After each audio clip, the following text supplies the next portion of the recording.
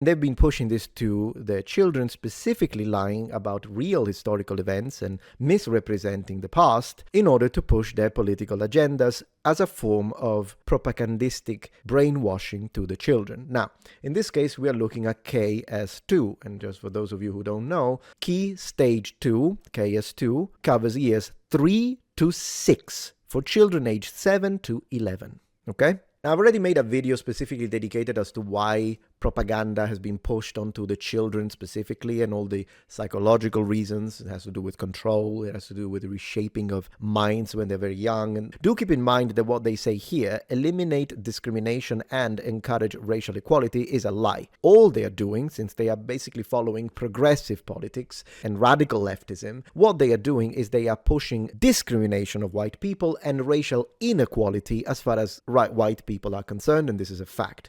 Now, you will see a lot of buzzwords in these articles because at the end of the day, repetition, specifically spaced repetition, is how you indoctrinate and brainwash a mind. You will read things like, this year's theme for Black History Month is standing firm in power and pride. Do you think it's a chance that they're using this word? Absolutely not. They want to create positive reinforcements for the type of vocabulary that they want to use so that once this has been perceived by children as, oh, that's a positive word, it's a nice word, then when they use it in a different context, and we all know what kind of context that's going to be, they are already going to it not in a neutral sense, but with positive expectations that then will be reinforced by the teachers. The crazy thing, however, is that even if you believed this lie for a second and you're like, well, but eliminating discrimination towards all people and eliminating racial and creating racial equality, like real, actual racial equality, if you believed that this was one of those situations where they can try and spin it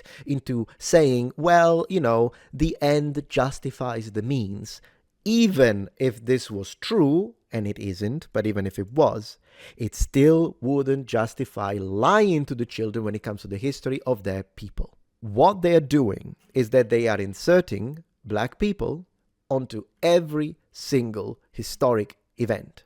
Now, when these people really were black, I have no problems with it. And in fact, if there is any situations in which it's confirmed by real evidence and data that a historical character that we all thought was white instead was black, I will say, teach that. Absolutely show the truth. But this is not about the truth.